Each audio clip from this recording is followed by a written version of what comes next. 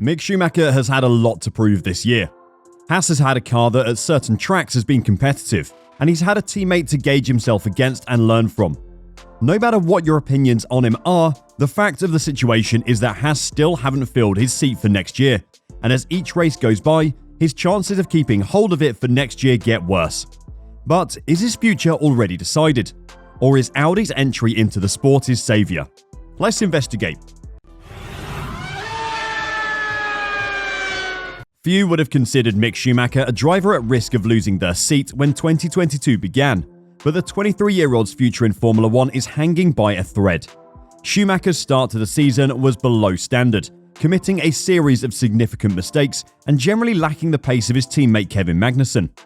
Gene Haas has already spoken about the financial consequences of Mick Schumacher's early shunts, with Gunther Steiner emphasizing that Schumacher needs to be more consistent. Mick's biggest problem is what it costs to the team.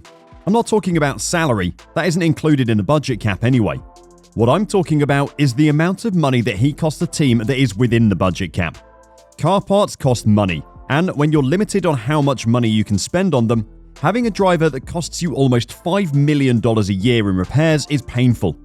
To give you some perspective on that number, Toto Wolff recently said that Mercedes spends $3.5 million a year on car parts. That's the cost of building upgrades and spares for both cars all year. Mick has cost more than that.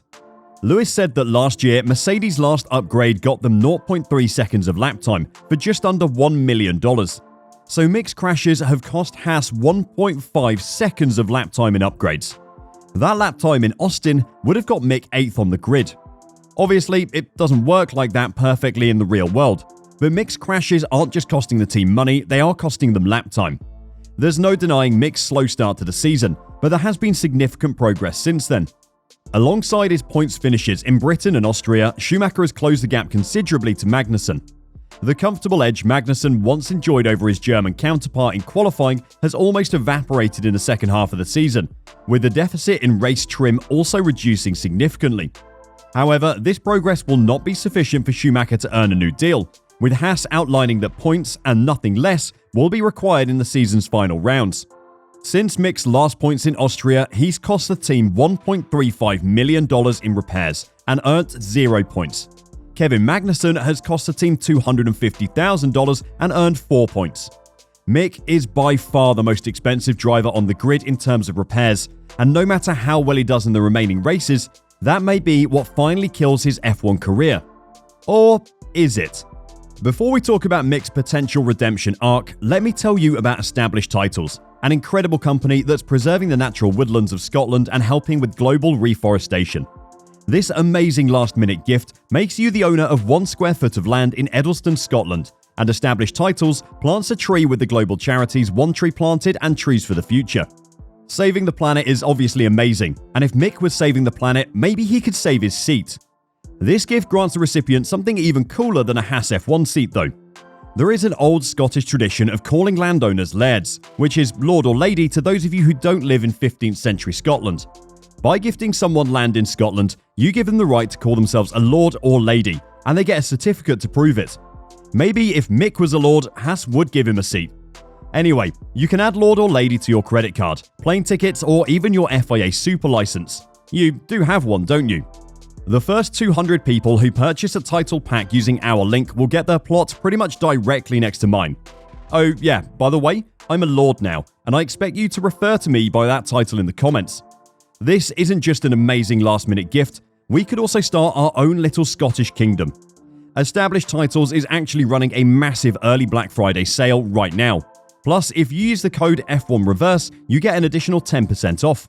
Go to establishedtitles.com/F1Reverse to get your gifts now and help support the channel. Right, back to Mick's redemption arc. Austin was the first time the Haas team has scored points in 8 races, so clearly the team have struggled to keep up in the development race. In that lower table tussle for points, Aston Martin have been the real winners since the summer. Up until the French Grand Prix, Aston Martin had 21 points, Haas had 34. Now, Aston Martin are on 51 and Haas are on 38. Aston Martin have literally been taking the points Haas was picking up in the first half of the season. Those 8th, 9th and 10th place finishes really do make a difference. But it isn't just that Haas are losing ground in the development battle. Mick feels bad luck is following him after a potential top 10 at the United States Grand Prix fell apart, leaving him down in 14th place. He was running inside the points only to pick up damage as he got caught up in the debris as Fernando Alonso went airborne after hitting Lance Stroll's Aston Martin. While his teammate Kevin Magnussen pushed on for a one-stop race, Schumacher pitted a second time. We saw people discussing Haas ruining Mick's race by giving him a different strategy, but K-Mag made the call to one stop, not Haas.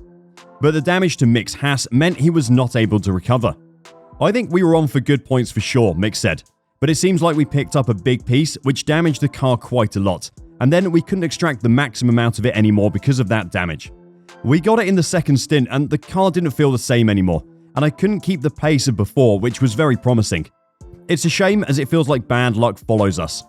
Bad luck or not, Mick has struggled this season, and despite the second spot at Haas still officially being his for the taking, we think that may not actually be the case.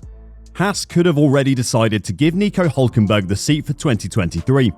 Haas haven't made the announcement though because they're in a dogfight with AlphaTauri for P8 in the Constructors' Championship. By holding back the announcement, they hope to motivate Mick to do his best until the end of the season. Some of you may not like that as a team strategy, but an extra place in the Constructors' Championship is worth a lot of money. Kevin Magnussen picked up 4 valuable points in Austin, and with Yuki Tsunoda claiming only 2 points for his P9, this saw Haas take a 2-point lead over AlphaTauri. Gunther Steiner said a few weeks ago that he doesn't want any more rookies driving for the team at the moment as they look to progress up the championship tables in the coming years. Haas believes the financial boost from their deal with incoming title sponsor MoneyGram will allow the team to operate at the maximum budget allowed under Formula One's cost cap in 2023. With that new money and experienced drivers who can help progress the car, Haas can start closing the gap in the midfield and lose the backmarker title they've had for the last few seasons. Sticking with Mick is one option, but does it fit with the team's long-term goal of progressing up the table? Probably not. If he stays, he won't be able to offer as much in developing the car as the bookie's favourite to replace him, Nico Hülkenberg. If he stays and does well, he'll be gone in a few seasons anyway when a bigger team, such as Audi, comes knocking. Maybe in a few years' time, with a better developed car, a young driver like Mick could be the perfect choice for Haas. But right now, he's a luxury that they literally cannot afford. You're probably thinking, this was meant to be a redemption arc, but all you've done is put Mick in the proverbial grave. WTF? Well, let me finish. Let's say Mick takes a year out from the sport. He does a season in Formula E or IndyCar or something like that. Well, in 2024, Alfa Romeo will be departing the grid, leaving Sauber to prepare for Audi to take over in 2026. Joe Guanyu has a 1-year contract with the team for 2023. Joe has done fine for his first season in Formula 1. He hasn't lit the sport on fire with stunning performances, or his car on fire with awful crashes. Assuming he doesn't turn into some kind of superstar in 2023, Sauber may decide that getting a German driver onto the team in preparation for their new German owners in 2026 might be a good idea. It definitely wouldn't go down badly with Audi, who have said, and I quote Volkswagen CEO Herbert Diess, "We will try to employ German drivers. It helps in the home country, and I also know of plans that we will have a Grand Prix in Germany again, which should then also revive Formula 1 in Germany once again." This isn't some tinfoil hat garden shed conspiracy theory. This is the Mick Schumacher redemption arc. Yes, he might be gone next year, but like a phoenix from the ashes of the Haas cars he's destroyed this year, he will rise at Sauber in 2024 and then Audi in 2026. Are we crazy? I don't think so.